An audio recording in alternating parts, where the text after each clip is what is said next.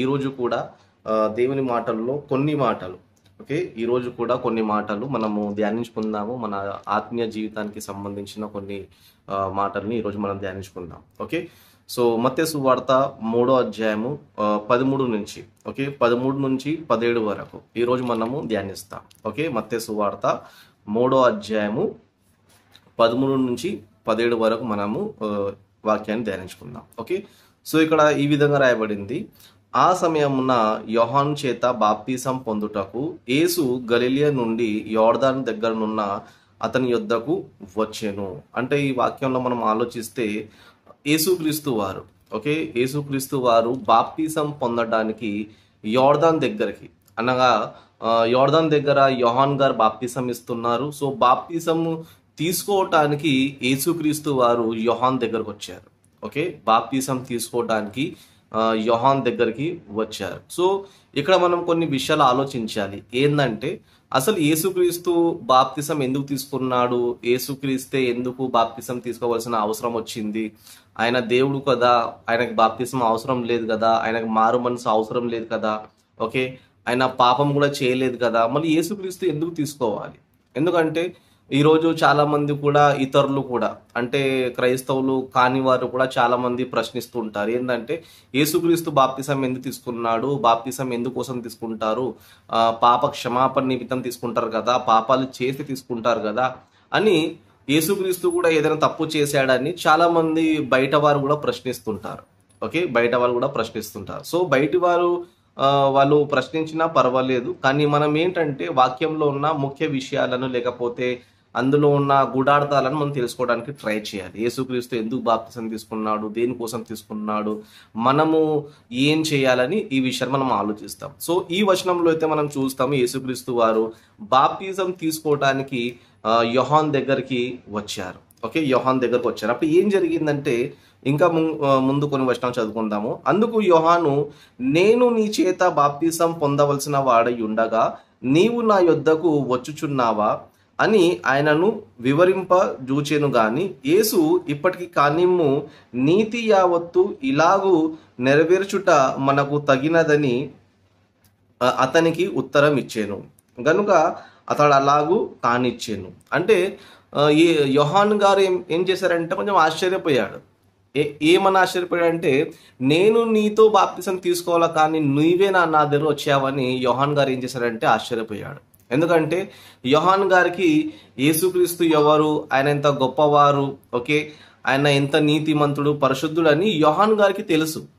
Okay, యోహాన్ గారికి తెలుసుకున్నాడు కనుకనే యోహాన్ గారు ఏమంటారంటే, నీతో నేను బాప్తిసం తీసుకోవాలి కానీ నీవేం చేశావంటే నా దగ్గరికి వచ్చావని ఇలా ప్రశ్నించగానే అప్పుడు యేసుక్రీస్తు ఏమంటారంటే, నీతి యావత్తు ఇలాగనే జరగాలి, సో మనము ఈ విధంగానే మనం పని చేయాలని యేసుక్రీస్తు వారు చెప్పారు. అంటే దేవుని పనులు జరగాలంటే, దేవుని కార్యక్రమాలు జరగాలంటే యేసుక్రీస్తు కూడా ఏం చేశారంటే బాప్తిసం తీసుకున్నాడు. ఓకే, మనలో నీతి రావాలంటే, మనలో మారు మనసు రావాలంటే, మనలో దైవత్వం రావాలంటే యేసుక్రీస్తు ఏం చేశారంటే బాప్తిసం తీసుకున్నాడు. ఎందుకంటే ఒకవేళ యేసుక్రీస్తు బాప్తిసం తీసుకునకపోతే, ఓకే, యేసుక్రీస్తు బాప్తిసం తీసుకునకపోతే చాలా మంది ప్రశ్నించేవారు. చాలా మంది ఏం చేసేవారంటే ప్రశ్నించేవారు. ఏమని ప్రశ్నించేవారంటే, యేసుక్రీస్తే బాప్తిసం తీసుకోలేదు, యేసుక్రీస్తు ఎక్కడైనా బాప్తిసం తీసుకున్నాడా, యేసుక్రీస్తు ఎక్కడైనా ఇలాంటి పద్ధతులు చేశాడా, సో యేసుక్రీస్తే చెయ్యండి మనం ఎందుకు చేయాలి అని చాలా మంది ప్రశ్నించే వాళ్ళు ఉండొచ్చు. ఓకే, చాలా మంది రాబోయే కాలంలో, భవిష్యత్తులో ఇలాంటి వారు ఉండొచ్చు. అందుకే యేసుక్రీస్తు ఏమన్నాడంటే, నీతి యావత్తు ఇలాగనే జరగాలి. అంటే ప్రపంచంలో ఉన్న మనుషులందరూ కూడా రక్షింపబడాలంటే, ఓకే, వారందరూ కూడా పాపాల నుండి విముక్తి పొందాలంటే ఖచ్చితంగా ప్రతి ఒక్కరు ఏం చేయాలంటే బాప్తిసం తీసుకోవాలి. ఓకే, బాప్తిసం తీసుకోవాలి. ఇలా అందరూ కూడా బాప్తిసం తీసుకోవాలని యేసుక్రీస్తు వారు ఏం చేశారంటే స్వయంగా బాప్తిసం తీసుకున్నాడు. ఓకే, స్వయంగా బాప్తిసం తీసుకున్నాడు. ఎందుకంటే యేసుక్రీస్తు వారు ఏమనుకున్నారంటే, ఒకవేళ నేను తీసుకోకపోతే నన్ను నమ్మిన వారు కూడా తీసుకోరేమో అని ఒక ఆలోచన ఉంటుంది. ఎందుకంటే ఈరోజు కూడా చాలా మంది కొందరు ఎలా ఉన్నారంటే బాప్తిసం అవసరం లేదని కూడా ఈ కాలంలో కూడా చాలా మంది ఉన్నారు. ఓకే, ఈ కాలంలో చాలా మంది ఉన్నారు. ఎలా ఉన్నారంటే కొందరు మాట్లాడుతుంటారు బాప్తిసం అవసరం లేదు అని అంటుంటారు. వాళ్ళని మనం ప్రశ్నించినప్పుడు ఓకే, ఎందుకు బాప్తిసం అవసరం లేదంటే వారు ఎవరిని చూపిస్తారంటే వారు సిలువ పైన ఉన్న దొంగను చూపిస్తుంటారు. ఓకే, సిలువ పైన ఉన్న దొంగను చూపిస్తుంటారు. ఆయనను చూపించి ఏం చేస్తారంటే చూడండి మళ్ళీ యేసుక్రీస్తుతో ఒక దొంగ సిలువ వేయబడ్డాడు, మళ్ళీ ఆయన పరలోకానికి వెళ్ళిపోయినాడు, మళ్ళీ ఆయన బాప్తిసం తీసుకోలేదు కదా, బాప్తిసం పొందకనే ఆయన పరలోకానికి వెళ్ళిపోయినాడు కదా అని ఇలా మాట్లాడుతూ ఇలా కొన్ని లాజిక్స్ కొడుతూ ఏం చేస్తారంటే బాప్తిసం అంత అవసరం ఏం లేదు, మనం విశ్వసిస్తే చాలా అని ఇలా చాలా మంది బైబిల్లో ఉన్న సందర్భాలని, బైబిల్లో ఉన్న వాక్యాలని అపార్థం చేసుకొని, మిస్అండర్స్టాండింగ్ చేసుకొని వాక్యానికి దూరం అయ్యే అవకాశాలు చాలా ఉన్నాయి. ఓకే, అంటే మీరు ఆలోచించండి ఈరోజు మనుషులు ఎంత దారుణంగా మారిపోయినారు. అంటే బాప్తిసం తీసుకోండి అంటే అవసరం లేనంతగా ఈరోజు మనుషులు ఏం చేశారంటే వెళ్ళిపోయినారు. అందుకే కొన్ని సంఘాలు ఏం చేస్తారంటే బాప్తిసం తీసుకోరు, అవసరం లేదని వాళ్ళు బోధిస్తారు, ప్రకటిస్తారు కూడా. సో ఆలోచించండి, ఒకవేళ యేసుక్రీస్తు తీసుకోకపోతే మన దగ్గర ఏ సమాధానం ఉంటుంది? ఓకే, వాళ్ళేదో శిలువ పైన దొంగను చూపిస్తున్నారు, కానీ బాప్తిసం తీసుకోవాలని, ఖచ్చితంగా తీసుకోవాలని మనం ఏం చేయాలంటే యేసుక్రీస్తుని చూపించాలి. ఓకే, ఒకవేళ ఎవరైనా వచ్చి మీకు బోధిస్తే బాప్తిసం అవసరం లేదు, శిలువ పైన దొంగ తీసుకోలేదు కనుక మనం కూడా తీసుకోవాల్సిన అవసరం లేదు అని ఎవరైనా మీతో మాట్లాడితే, మీతో ప్రశ్నిస్తే మీరు ఏం చేయాలంటే యేసుక్రీస్తుని చూపించాలి. ఓకే, యేసుక్రీస్తుని చూపించాలి. ఎందుకంటే యేసుక్రీస్తు కూడా సేవని ఆరంభించకంటే ముందు ఏం చేశారంటే బాప్తిసం తీసుకున్నారు. సో యేసుక్రీస్తు తన సొంత మాటల్లో ఏమన్నారంటే నీతి యావత్తు ఇలాగనే జరగాలి. అంటే ఇలాగనే జరగాలంటే దానికి అర్థం ఏంటి? ఖచ్చితంగా ప్రతి ఒక్కరు కూడా మారు మనసు పొందాలి, బాప్తిసం తీసుకోవాలి. బాప్తిసం తీసుకున్న తర్వాత క్రీస్తు సంఘంలో లేకపోతే సంఘంలో జాయిన్ అవ్వాలి, సంఘంలో ఉన్న రూల్స్ని పాటించాలి. ఒకవేళ బాప్తిసం తీసుకోకపోతే రక్షణ లేదని చెప్పాలి. రక్షణ లేదని కూడా మనము ఖచ్చితంగా ప్రజలకి తెలియజేయాలి. ఎందుకంటే ఈరోజు చాలా మంది బాప్తిసం విషయంలో నిర్లక్ష్యంగా ఉంటారు. అంటే తీసుకోరన్నమాట. అంటే తర్వాత తీసుకుంటాము, లేకపోతే పెళ్ళైన తర్వాత తీసుకుంటాము, లేకపోతే పెళ్లి సమయాన్ని తీసుకుంటాము అని ఇలా చాలా మంది బాప్తిసం యొక్క ప్రాముఖ్యతని వదిలేసి, బాప్తిసం యొక్క అవసరతను వదిలేసి బాప్తిసాన్ని ఏం చేస్తారంటే నెగ్లెక్ట్ చేస్తుంటారు. అంటే దాన్ని పట్టించుకోరు అన్నమాట. సో అలాంటి వారికి ఏంటంటే ఈ మాటలు. ఓకే, అలాంటి వారికి ఏంటంటే ఈ మాటలు. అంటే ఇక్కడ మనం ఆలోచించవలసింది ఏంటంటే యేసుక్రీస్తే బాప్తిసం తీసుకున్నప్పుడు, ఓకే, యేసుక్రీస్తే బాప్తిసం తీసుకున్నప్పుడు మనం తీసుకోకూడదంటే ఖచ్చితంగా మనం తీసుకోవాలి. ఎందుకంటే బాప్తిసమే మీ రక్షణకి ఒక మెట్టు లాంటిది. ఓకే, మీరు దేవుని వాక్యం వింటారు, విన్న తర్వాత విశ్వసిస్తారు, విశ్వసించిన తర్వాత మరో పని ఏంటంటే మనం ఖచ్చితంగా బాప్తిసం అనేది తీసుకోవాలి. ఎందుకంటే బాప్తిసం తీసుకుంటేనే మనకి రక్షణ ఉందని బైబిల్ మనకు చెబుతుంది. ఓకే, బాప్తిసం తీసుకుంటేనే మనకు రక్షణ అని బైబిల్ చెబుతుంది. మనం బైబిల్లో ఆలోచిస్తే మార్కు సువార్త 16వ అధ్యాయం. ఓకే, మార్కు సువార్త 16వ అధ్యాయము 15వ వచనం నుంచి మనము 16వ వచనం. ఓకే, నమ్మి బాప్తిసం పొందువాడు రక్షింపబడును, నమ్మని వానికి శిక్ష విధింపబడును. అంటే రక్షింపబడాలంటే ఏం చేయాలి? నమ్మి బాప్తిసం పొందువాడు రక్షింపబడును. అంటే నమ్మిన తర్వాత ఏం చేయాలి? బాప్తిసం తీసుకోవాలి. అలా బాప్తిసం తీసుకున్నవాడు ఏం చేయబడతాడంటే రక్షింపబడతాడు. ఓకే, నమ్మిన తర్వాత ఏం చేయాలి? బాప్తిసం తీసుకోవాలి. అందుకే ఎవరైనా మీలో ఒకవేళ మీరు దేవుని నమ్ముతున్నారంటే, యేసుక్రీస్తుని నమ్ముతున్నారంటే మీరు వెంటనే చేసే పని ఏంటంటే మీరు బాప్తిసం పొందాలి. ఒకవేళ మీరు బాప్తిసం పొందకపోతే, ఓకే, మీరు బాప్తిసం పొందకపోతే మీరు రక్షణలో లేరని అర్థం. ఓకే, రక్షణలో లేరని అర్థం. అంటే మీరు కేవలము విశ్వాసం మాత్రమే ఉంచి, ఓకే నేను నమ్ముతున్నాను, దేవుని నమ్ముతున్నానని విశ్వాసం మాత్రమే ఉంచి మీరు బాప్తిసం తీసుకోలేదనుకోండి, అంటే మీకు రక్షణ దొరకలేదని అర్థం దానికి. అందుకే యేసుక్రీస్తు ఏమనంటే నమ్మి బాప్తిసం పొందినవాడు రక్షింపబడును. అంటే రక్షింపబడాలంటే ఖచ్చితంగా మనం బాప్తిసం తీసుకోవాలి. అందుకే యేసుక్రీస్తు వారు కూడా ఏం చేశారంటే తన సేవ ఆరంభించడానికి ముందు ఏం చేశారంటే ముందు ఆయన బాప్తిసం తీసుకున్నాడు. ఓకే, ముందు ఆయన బాప్తిసం తీసుకున్నాడు. ఒకవేళ యేసుక్రీస్తు తీసుకోకపోతే ఈరోజు చాలా మంది వాక్యాన్ని అపార్థం చేసుకునే వాళ్ళు, వాక్యాన్ని నమ్మని వారు, వాక్యాన్ని సరిగ్గా అర్థం చేసుకునే వాళ్ళు ఇలాంటి వాళ్ళు ప్రశ్నలు వేస్తారని, లేకపోతే ఇలాంటి పొరపాట్లు చేస్తారని యేసుక్రీస్తు వారు ముందు ఏం చేశారంటే సేవ ప్రారంభించకంటే ముందు ఆయన బాప్తిసం తీసుకున్నాడు. ఓకే, బాప్తిసం అంటే ఆయనకు అవసరం లేదు యాక్చువల్లీ. అంటే ఎందుకంటే యేసుక్రీస్తు ఏ పాపం కూడా చేయలేదు. ఓకే, ఆయనకు మారు మనసు అవసరం లేదు, ఎందుకంటే ఆయన ఏ తప్పు చేయలేదు, ఆయన లోకంలో ఎప్పుడు కూడా తన మనసుని పెట్టలేదు. సో యేసుక్రీస్తుకు మారు మనసు అవసరం లేదు, పాపక్షమాపణ నిమిత్తం బాప్తిసం అవసరం లేదు. అయినా కూడా ఎందుకు తీసుకున్నాడంటే నేను తీసుకుంటే నా తర్వాత వచ్చిన భక్తులు కూడా తీసుకుంటారని, నా పిల్లలు కూడా తీసుకుంటారని యేసుక్రీస్తు వారు ఏం చేశారంటే బాప్తిసం తీసుకున్నారు. అంటే బాప్తిసం ఎంత ముఖ్యమైనదో, బాప్తిసం ఎంత అవసరమైనదో అని వాళ్ళకి తెలియజేశాడు. అదేవిధంగా బాప్తిసం మరొక విషయం కూడా మనం ఆలోచిస్తే, అంటే బాప్తిసం తీసుకోవడం వల్ల మనకి ఏం దొరుకుతుంది, లేదంటే ఎలాంటి లాభం మనకు ఉంది, బాప్తిసం ద్వారా మనకి ఏం జరగబోతుందని మనం ఆలోచిస్తే యోహాను సువార్త, ఓకే, యోహాను సువార్త 3వ అధ్యాయము, ఓకే, యోహాను సువార్త 3వ అధ్యాయము 5వ వచనం చదువుకుందాం. ఓకే, అంటే బాప్తిసం ఎందుకు తీసుకోవాలి, ఎంత అవసరం ఉందని దాని గురించి మనం ఆలోచిస్తాము. ఇక్కడ యేసుక్రీస్తు వారు అంటున్నారు, యేసు ఇట్లా నేను ఒకడు నీటి మూలంగాను ఆత్మ మూలంగాను జన్మించితేనే గాని దేవుని రాజ్యంలో ప్రవేశింపలేడని నీతో నిశ్చయముగా చెప్పుచున్నాను. అంటే యేసుక్రీస్తు కూడా ఏమన్నాడంటే నేను నీతో నిశ్చయముగా చెప్తున్నాను. నిశ్చయం అంటే 100% కన్ఫామ్. ఓకే, నిశ్చయం అంటే 100% కన్ఫర్మ్. అంటే యేసుక్రీస్తు ఏమన్నాడంటే ఒక వ్యక్తి దేవుని రాజ్యంలో ప్రవేశించాలంటే ఏం చేయాలి, నీటి మూలంగాను ఆత్మ మూలంగాను జన్మించాలి. ఏం చేయబడాలి, జన్మించాలి.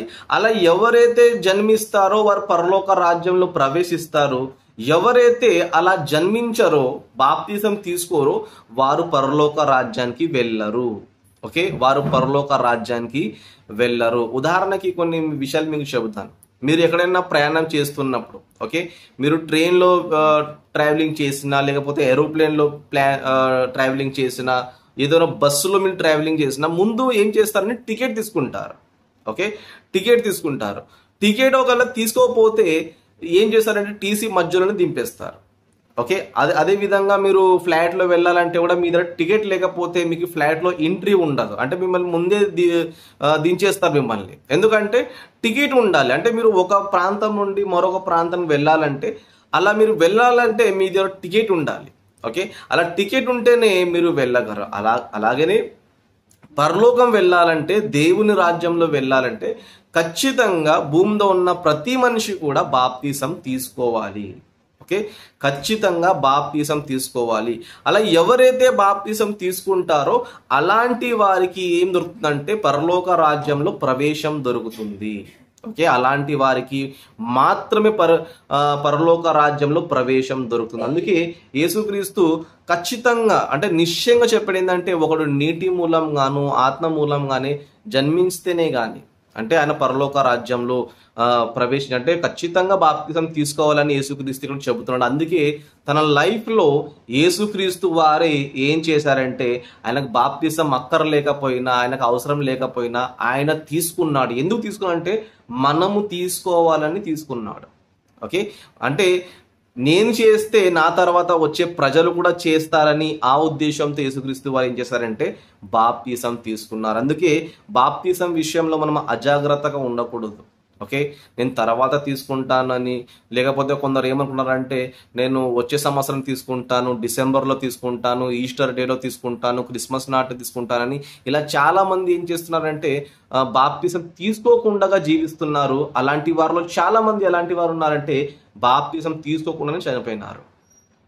ఓకే, దేవుని నమ్ముకున్నారు కానీ బాప్తిసం తీసుకోకుండా చనిపోయినారు. సో అలాంటి లేట్ చేసిన వారు ఎవరు కూడా పరలోకానికి పోరు. ఎందుకంటే యేసుక్రీస్తు వారు నిశ్చయంగా వెళ్ళడం చెప్పేశారు. ఓకే, నిశ్చయంగా వెళ్ళడం చెప్పేశారు. అందుకే బాప్తిసం ఒక అవసరత మనకి యేసుక్రీస్తు వారు ఏం చేశారంటే మత్తయి సువార్తలో తెలియజేశారు. బాప్తిసం ఎందుకు అవసరం, ఎందుకంటే నీతి యావత్తు ఇలాగనే జరగాలి అని చెప్పగానే యోహాను గారు కూడా ఏం చేశారంటే సరేలే అని యేసుక్రీస్తు వారికి బాప్తిసం ఇచ్చారు. ఓకే, బాప్తిసం అనేది ఆయన ఇచ్చారు. సో మనం కూడా ఏం చేయాలంటే మనం ఖచ్చితంగా కూడా మనం కూడా బాప్తిసం మనం తీసుకోవాలి. మీలో ఎవరైనా ఒకవేళ బాప్తిసం తీసుకునకపోతే ఓకే, మీరు ఖచ్చితంగా మీరు బాప్తిసం తీసుకోండి. ఓకే, మీ సంఘంలో ఉన్న మీ పాస్టర్తో మాట్లాడి నాకు బాప్తిసం కావాలని, నాకు రక్షణ కావాలని, పరలోక రాజ్యంలో నేను కూడా ప్రవేశించాలని మీ పాస్టర్తో మీరు మాట్లాడి ఖచ్చితంగా మీరు బాప్తిసం తీసుకోండి. ఓకే, మీరు డిలే చేయకండి. ఎప్పుడో ఒకసారి తీసుకుంటారని డిలే చేయకండి. ఒకవేళ డిలే చేస్తే పాతాళానికి వెళ్ళడానికి కారణం మీరే అవుతారు. ఎందుకంటే లైఫ్ నో గ్యారంటీ.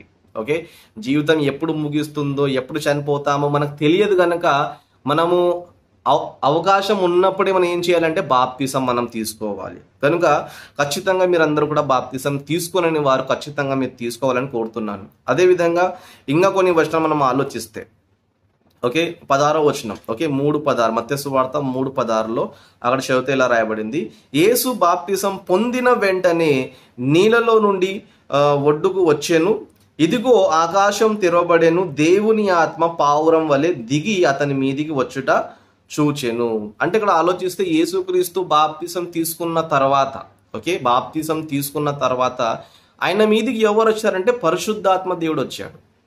ఓకే, యేసుక్రీస్తు వారి మీదికి ఎవరు వచ్చారంటే పరిశుద్ధాత్మ దేవుడు వస్తాడు. అంటే బాప్తిసం తీసుకున్న వారందరూ కూడా ఏం పొందుతారంటే పరిశుద్ధాత్మను పొందుతారు, పరిశుద్ధాత్మ దేవుని పొందుతారు. ఇప్పుడు పరిశుద్ధాత్మ దేవుడు ఎంత అవసరం అంటే మీరు పరలోకం వెళ్ళాలంటే దేవుడు మీలో చూసేది ఏంటంటే పరిశుద్ధాత్మని. ఓకే, బైబుల్లో ఏముంటుందంటే పరిశుద్ధాత్మ ఎవరంటే మనము రక్షింపబడాలంటే తండ్రి అయిన దేవుడు పరలోకం ఇవ్వాలంటే మనలో ఆయన పరిశుద్ధాత్మను చూసి మనకు పరలోకం ఇస్తాడని బైబుల్లో కొన్ని వచనాలు ఉన్నాయి. ఓకే, కొన్ని వచనాలు అనేది బైబుల్లో ఎఫెసీ పత్రిక 1వ అధ్యాయం 13వ వచనంలో మనం ఆలోచిస్తే దేవుడు గుర్తుగా పెట్టాడు పరిశుద్ధాత్మని. ఓకే, ఒక గుర్తుగా అంటే ఎవరైతే పరిశుద్ధాత్మ దేవుని పొందుతారో అలాంటి వారే ఏం చేయబడతారంటే పరలోక రాజ్యానికి వెళ్తారు. అలాంటి వారికి పరలోకం అనే గుర్తుగా ఉంటుంది. అందుకే బాప్తిజం పొందిన తర్వాత మన మీదికి ఎవరు వస్తారంటే పరిశుద్ధాత్మ దేవుడు వస్తాడు. ఆయన మనలో ఉంటాడు, మనలో నివసిస్తాడు. ఎందుకు వస్తాడంటే వాక్యంలో మనల్ని పెంచటానికి. ఓకే, వాక్యంలో మనల్ని అభివృద్ధి పరచడానికి, వాక్యంలో ఉన్న అనేకమైన మర్మాలను లేకపోతే అనేకమైన సంగతులను తెలియజేయడానికి, మన ఆత్మీయ జీవితంలో మనం బలపరచడానికి పరిశుద్ధాత్మ దేవుడు మన మీదికి వస్తాడు. అలా పరిశుద్ధాత్మ సహాయంతో మనం నడిస్తే ఓకే, పరిశుద్ధాత్మ సహాయంతో నడిస్తే పరిశుద్ధాత్మ దేవుడు మనల్ని చివరి వరకు భూమిని మనం నడిపించి పరలోకానికి తీసుకెళ్తాడు. కనుక బాప్తిసం పొందితే మనకు ఎవరు దొరుకుతారంటే పరిశుద్ధాత్మ దేవుడు దొరుకుతాడు. అంతవరకు మీకు దొరకడు. ఓకే, అంతవరకు మీకు దొరకడు. అంటే ఈ సందర్భంలో ఆలోచిస్తే యేసుక్రీస్తు బాప్తిసం పొందగానే పరిశుద్ధాత్మ దేవుడు ఆయన మీదికి వచ్చాడు. అదేవిధంగా మరొక వచనం కూడా చదివితే 17వ వచనంలో అక్కడ కూడా కొన్ని మాటలు ఉన్నాయి. మరియు ఇదిగో ఈయన నా ప్రియ కుమారుడు, ఈయన యందు నేను ఆనందించుచున్నానని ఒక శబ్దము ఆకాశం నుండి వచ్చెను. అంటే యేసుక్రీస్తు ఎప్పుడైతే బాప్తిసం తీసుకున్నాడో అప్పుడు ఏం జరిగిందంటే ఆకాశం నుండి ఒక శబ్దం వచ్చింది, ఈయనే నా ప్రియ కుమారుడు, ఈయన యందు నేను ఏం చేస్తున్నానంటే ఆనందిస్తున్నాను.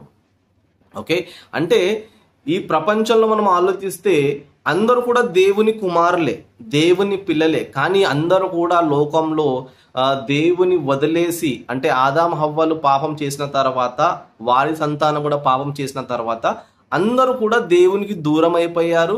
దేవుని పిల్లలు అనిపించుకునే ఆ గొప్ప భాగ్యాన్ని కోల్పోయారు. అంటే ఇప్పుడు ఎవరు పడితే వారు దేవుని పిల్లలు అనబడడానికి అవకాశం లేదు. ఎందుకంటే అందరు పాపం చేసి దేవునికి దూరం అయిపోయినారు కనుక ఇప్పుడు ఎవరు పడితే వారు దేవుని కుమారులు కారు. ఓకే, ఎవరు పడితే వారు దేవుని కుమారులు కారు, దేవుని పిల్లలు కారు. కానీ దేవుని పిల్లలు మనం అవ్వాలంటే, దేవుని పిల్లలు మనం అవ్వాలంటే ఖచ్చితంగా మనం బాప్తిసం తీసుకోవాలి. ఓకే, ఖచ్చితంగా మనం బాప్తిసం తీసుకోవాలి. అందుకే యేసుక్రీస్తు ఎప్పుడైతే బాప్తిసం తీసుకున్నాడో అప్పుడు ఒక శబ్దం వచ్చింది, ఈయనే నా ప్రియ కుమారుడు. అంటే నా కుమారుడు అని ఇక్కడ చెప్పబడుతుంది. అంటే మనం ఆలోచిస్తే నిజంగా బాప్తిసం ద్వారా మనకి ఏం దొరుకుతుంది అంటే కొత్త జన్మ దొరుకుతుంది. మీరు విని ఉంటారు. ఓకే, బాప్తిసం ద్వారా మనకి ఏం దొరుకుతుంది అంటే కొత్త జన్మ దొరుకుతుంది. అంటే బాప్తిసం తీసుకున్న వారందరూ కూడా దేవుని కుమారులు, దేవుని పిల్లలు అనబడతారు. ఓకే, బాప్తిసం తీసుకున్న వారు మాత్రమే దేవుని పిల్లలు అనబడతారు. కానీ బాప్తిసం ఎవరైతే ఇప్పటి వరకు తీసుకోలేదో వారు దేవుని పిల్లలు అనబడరు. ఎందుకంటే వాళ్ళు క్రొత్త జన్మని పొందలేదు, క్రొత్త జన్మని తీసుకోలేదు.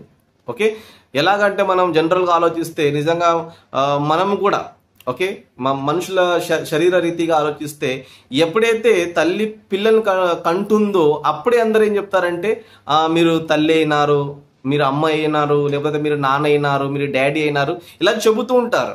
అంటే కడుపులో ఉండగానే ఎవరు అనరు, కానీ కడుపులో నుంచి బయటికి వచ్చిన తర్వాత అనగా గర్భంలో నుండి బయటికి వచ్చిన తర్వాత అప్పుడు అందరికీ ఏం చేస్తారంటే విష్ చేస్తుంటారు, మీరు తండ్రి అయినారు, మీరు అమ్మ అయినారు, ఇలా విష్ చేస్తుంటారు. అలాగనే మనం దేవుని పిల్లలు ఎప్పుడు అనబడతామంటే, ఎప్పుడు మనం అవుతామంటే బాప్తిసం తీసుకున్నప్పుడే దేవుని పిల్లలని మనం అనబడతాం. ఒకవేళ బాప్తిసం తీసుకోలేదనుకో, మీరు క్రొత్త జన్మ పొందలేదు, మీరు దేవుని పిల్లలు కారు.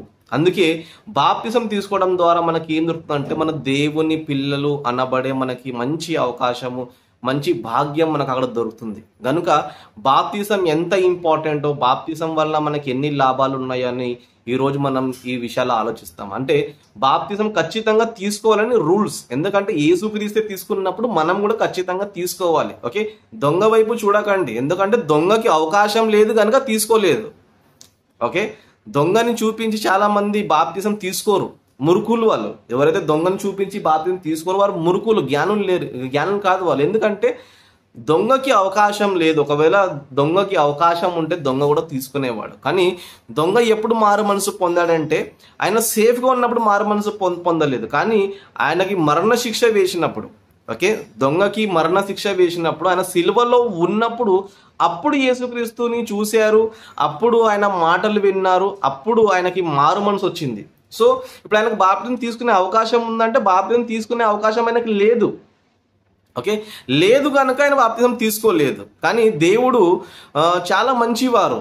ఓకే, పరిస్థితిని బట్టి, ఓకే సందర్భాన్ని చూసి, లేకపోతే సిట్యువేషన్ చూసి ఆయన తీర్పులు తీరుస్తాడు. ఓకే, దొంగని ఎందుకు పరలోకాన్ని తీసుకెళ్ళాడంటే ఆయనకు అవకాశం లేదు కనుక ఆయన తీసుకెళ్ళాడు. కానీ మనల్ని తీసుకెళ్ళాడు, దొంగలా మనల్ని తీసుకెళ్ళాడు. ఎందుకంటే మనకు అవకాశం ఉంది కనుక తీసుకెళ్ళాడు. అంటే మీరు ఒకవేళ దొంగను చూపించి మీరు బాప్తిసం తీసుకోకుండా చనిపోయినారనుకోండి, అప్పుడు మీరు ఖచ్చితంగా నరకానికి వెళ్తారు. అక్కడ వెళ్ళిన తర్వాత ప్రభు మళ్ళీ దొంగ తీసుకోలేదు కదా మీరు ప్రశ్నిస్తే యేసుక్రీస్తు ఇచ్చే సమాధానం ఏంటో తెలుసా?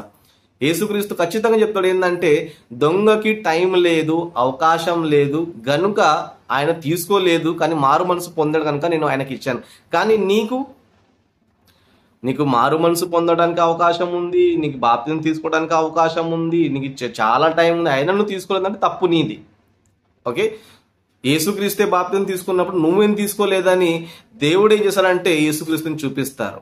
యేసుక్రీస్తే అంటాడు నన్ను చూడలేదా, నేను బాప్తిసం తీసుకోలేదా అని చూపిస్తాడు. ఏమి సమాధానం ఉంటుంది?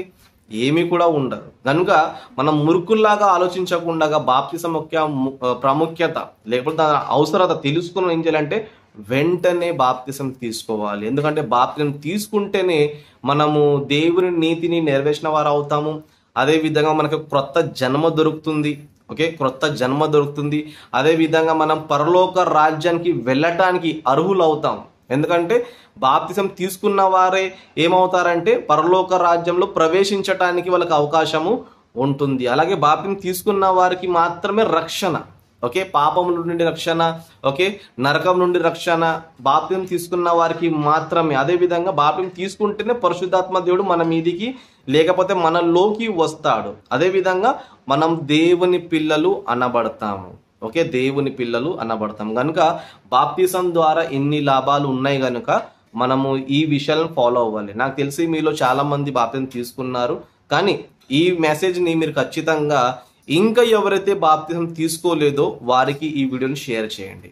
ఓకే, ఇంకా చాలా మంది మన క్రైస్తవ సహోదరులు చాలా మంది ఉంటారు. సో వారికి ఈ మెసేజ్ మీరు షేర్ చేయండి. ఓకే, వారికి మీరు ఈ మెసేజ్ షేర్ చేయండి. బాప్తిసం ఎందుకు తీసుకోవాలి, దాని అవసరత ఏంటి, దానివల్ల మనకు వచ్చే లాభాలు ఏంటి, ఇవన్నీ వాళ్ళు తెలుసుకోవాలంటే మీరు ఖచ్చితంగా ఈ వీడియోని మీరు ఇతరులకి ఖచ్చితంగా షేర్ చేయండి. ఓకే, సో ఇంకా చాలా విషయాలు ఉన్నాయి. మరలా మనం మంగళవారం కలుసుకుందాము. అందులో కూడా మనం కొన్ని విషయాల్ని ధ్యానిస్తాం. సో అందరికీ వందనాలు. God bless you.